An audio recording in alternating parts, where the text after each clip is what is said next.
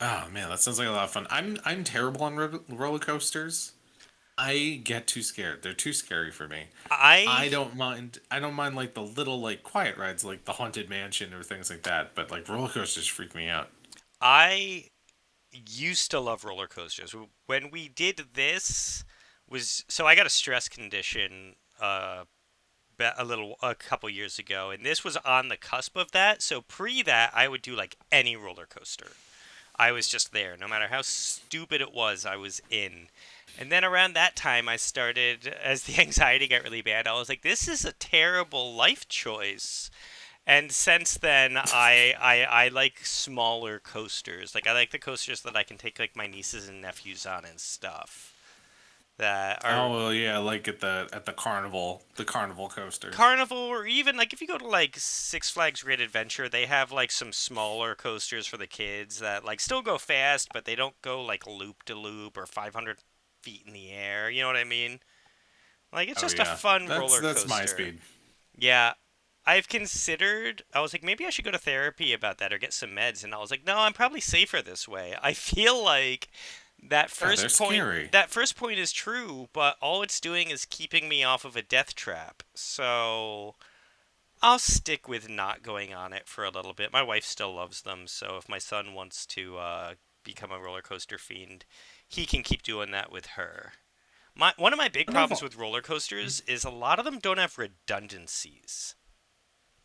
Oh, they just don't have like safety harnesses. Well, like they'll have the one safety harness. You know what I mean? Like they'll have the shoulder things that come over you, but like then like they use some of them have like the shoulder thing comes down, and then there's like a seat belt that it clips into that connects to the chair. And a lot of them have abandoned the seat belt. And I've had multiple roller coasters fail on me, like harnesses. And if it Oh my weren't for the god, really? Then yes. definitely don't go on them Oh, anymore. I know. This has happened to me You're more bad luck than for roller once. coasters. And if it weren't for the redundancies, I would be dead. What was it? Final Destination 2 or is it 3? Which Final Destination was the one with the roller I think coaster? that's part 3 cuz I don't remember a roller coaster scene and I quit after 2. Okay, so the first one was the plane, the second one was the highway crash, the third one, yeah, I think the third one was the roller coaster. Yeah. And then there was one with like what was that, a racetrack? I don't know. I was not super into the Final Destination movies. My wife really likes the Final Destination movies, so I've watched them with her, but they weren't ones that I watched a lot when we were growing up. Yeah, I never got fully into it. I could never just like cash into that much disbelief of just ridiculousness. Like I understand the concept. I don't hate on people liking them, but I was always just like, okay, I watched the first two. I think about them a lot even now, but yeah, no, it was very Final Destination. I've definitely had that happen at least 3 times in my life, and I don't care to do it again. No, never do it again. So that is my first and fullest rule is I check to make sure there's a redundancy before I'll get onto a ride. One of our favorite COVID lockdown pastimes has been finding YouTube videos of roller coasters and watching Yes, those. you sent So me like my some of daughter, them. yeah, yeah, my daughter will get into like a laundry basket, and I'll just lift up the laundry basket and we'll pretend that she's on the roller coaster, and it's a lot of fun. It's a good way to kind of like get that. It was a good COVID activity where I was like, I don't feel like watching your cartoons anymore. There's only so much Daniel Tiger I can take. Let's do roller coasters, and we would do that for like a half an hour until like my arms got tired. Oh Um, man. So I it's a blast. have an HTC Vive, which is it's like the Oculus Rift. It's a VR system, and Okay. I obviously bought this before children. I haven't used it in a year and a half now. But back before we had children, we had a ton of roller coaster simulators that we bought Oh for it. sure. And we have like a really rickety computer chair, and we would set up a fan in front of it. So you put this in, and if you're in the VR, your brain You don't detaches know. and it believes you're there. So, like, when you start to go down, your stomach will drop even though you haven't moved. It's really cool. But so like and like since it's kind of a wobbly chair, like you instinctively as it starts to turn left will like lean to the left, and since the chair is like wobbly, it will give you that leaning sensation. And uh you can see it on the computer monitor still. So the person who's not in it will usually be controlling the fan. So like my wife will be in there and I will be like at the very top of the first drop. As you start to drop, I'll like kick it up from setting 1 to like max setting so you get all the wind in your face, and then like I move it with the direction you're going. We get really into it, but it's basically just as good as being in a real coaster. I love those. There you go. Okay, so we found ways to experience roller coasters without having to actually get on them. I am still very much enjoying roller coasters, and they have ones that are like they look real, like they took video on a roller coaster and you take the real ride. And then they have Hmm. like CGI ones where you go through like fantasy landscapes and outer space and like crazy stuff, and those are also like awesome. It's just really cool. I have a bunch of horror ones. I'm very happy with my armchair roller coaster. All right, all right. Yeah, Virtual roller coasting. That's a good activity. That's a good family friendly activity that we're recommending to everybody I if they hear this. This feels like a dad's digress. This, yeah, I was like, this is 2 weeks in a row where we've just gotten immediately into a long, long digression, and I could talk about this for like another 10, 15 minutes, but I will stop. Oh yeah, super good. I haven't been able to find any of my favorite summer drinks up in Rhode Island where we moved. What do you? Uh, I mean, what? Like what? there is a grapefruit shandy that we really like. That is a nice. I know you don't really like grapefruit, but I like grapefruit shandies actually. I don't like grapefruit in general, but like a Leinenkugel grapefruit shandy, that does it for me. It really does. yes.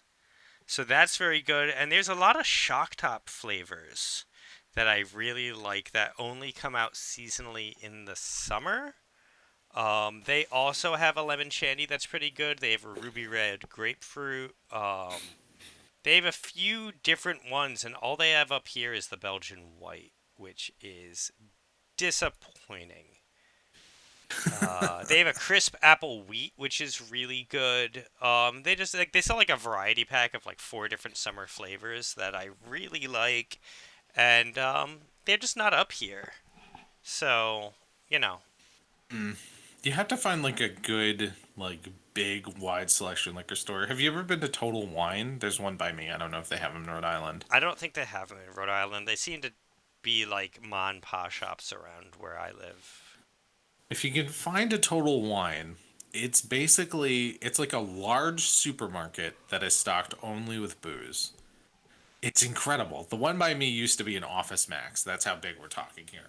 Okay. And they have just everything that you would want to find. We had a lot of those when I lived in Jersey, which is where I'm used to just walking in and getting this stuff.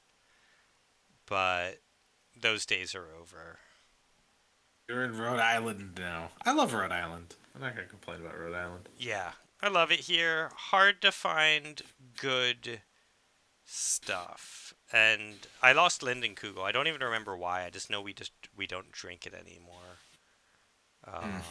Due to weird I got a corporate bunch of stuff.